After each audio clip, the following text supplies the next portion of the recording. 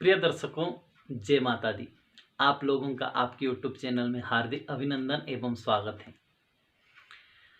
कर्म का फल भोगना ही पड़ता है। इसके ऊपर बहुत ही सुंदर कहानी सुनाता हूँ आपको इस श्लोक के माध्यम से। यादृशं कुरुते कर्म तादृशं फलमश्नुते, स्वकृतस्य फलं भुक्ते नान्यस्तद् भोक्तुर्महति। जिस प्रकार जैसा कर्म किया जाता है वही कर्म जब परिपक्व हो जाता है, अच्छा हो या बुरा, तो पुनः उस व्यक्ति को वापस मिलता है। उदाहरण की ओर जैसे समझें आप कि जिस प्रकार वृक्ष लगाते हैं तो वृक्ष को बड़े होने में और फलने फूलने में जो समय लगता है, और जब बड़ा हो जाता है, फल फूल जाता है, तो उसके फल खाने को मिलते हैं।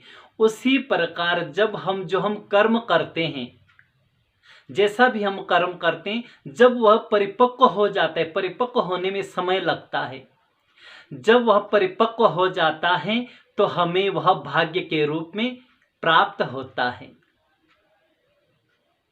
वह मनुष्य को भाग्य के रूप में प्राप्त हो जाता है।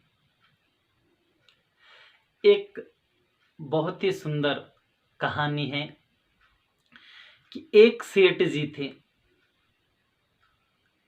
उनकी अनेकों फैक्ट्रियां थी। एक दिन वह अपने ऑफिस कार्यालय में गए तो मैनेजर को बुलाया गया। अब सेठ जी को किसी अन्य बात पर क्रोध आ रखा था और मैनेजर को बुलाया, उनके कार्यों का ब्यौरा लिया तो बिना मतलब ही उनको डांट फटकार लगा दी बहुत ज्यादा। अब जो मैनेजर थे वह चुप रहे, क्योंकि सेठ जी भाई फैक्ट्री के मालिक है, क्या बोलना है इनको। अब वह गुस्सा मन ही मन चल रहा था उनका। वह घर आए, सायंकाल को भोजन किया तो सब्जी में नमक कम था, उनको बहाना मिल गया और डांट लगा दी। अपने पत्नी को खूब फटकारा, सारा क्रोध निकाला, शांत हो गए। अब पत्नी ने कहा, भाई मैं भी क्या घर में फालतू थोड़े ही नहीं बैठे हूँ, सुबह से काम में लगी हूँ, एक दिन नमक कम पड़ गया तो ये गुस्सा होने लग गए, पर बोलना क्या है, अब हमारे पति देवता है। तो इन्होंने अब गुस्सा उतारे, किसके ऊपर उतारे, तो इन्होंने अपने बड़े बेटे को डांट लगा दी खूब। अब जब बड़े बेटे को डांटा तो उनका बस न मां पर चलता न पिताजी पर, तो उन्होंने अपने छोटे भाई को डांट लगाकर दे मारा एक। अब छोटे भाई भी क्या करते, वह गुस्से में बाहर गए और एक कुत्ता था उसको पत्थर मार दिया। अब कुत्ता बेचारा बैठा था, वह भी दौड़ते दौड़ते चले गया। अब कुत्ते ने सोचा, भाई मैंने क्या किया ऐसा, तो दौड़ते दौड़ते दूसरी गली में गया और वहां पर एक व्यक्ति टहल रहे थे और उस कुत्ते ने उस व्यक्ति को काट दिया। तो जिस व्यक्ति को काटा था वह वही सेठ था जिसने बिना बात पर अपने मैनेजर को डांटा था। तो यह कर्म का फेर है। तो इस प्रकार किस प्रकार मिलता है कर्म कि यथा धेनु सहस्त्रेषु, यथा धेनु सहस्त्रेषु वत्सो गच्छति मातरम, तथा यच्च कृतं कर्म कर्तारमनुगच्छति। जिस प्रकार हजारों गायों में बछड़ा अपनी मां के पास चले जाता, अपनी मां को पहचान लेता है, उसी प्रकार जो हमारे द्वारा किए गए कर्म बुरे हो या अच्छे हो, वह हम तक अवश्य पहुंचते हैं। एक दूसरे दृष्टांत के माध्यम से समझो।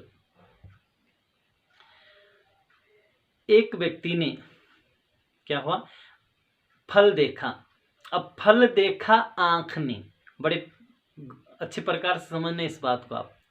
फल देखा आंख ने, अब मन में उठी लालसा कि फल खाना है। अब जब आंख ने फल देखा तो पैर चलने लग गए फल के पास तक।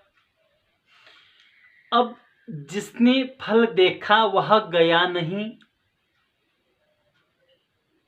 जिसने फल देखा उसने खाया नहीं, और जो फल तक गया उसने तोड़ा नहीं।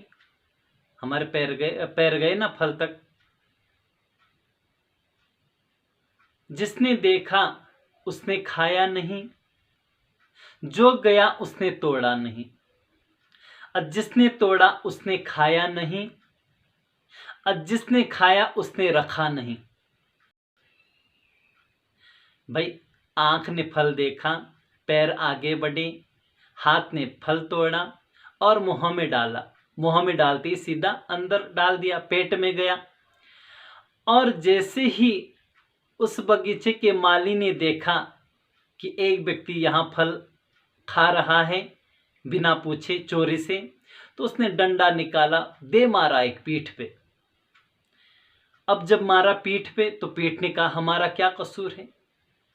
अब तो माली ने 3-4 डंडे और बरसा दिए, और जब पीठ में डंडे लगे ज्यादा तो आंसू आए आंख में,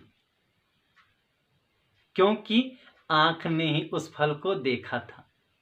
इस दृष्टांत के माध्यम से आप समझ सकते हैं, कभी न किसी का बुरा करो और न कभी किसी की निंदा करो, क्योंकि जैसा आप बोएंगे वैसा ही मिलेगा। तो जय श्री कृष्णा, राधे राधे।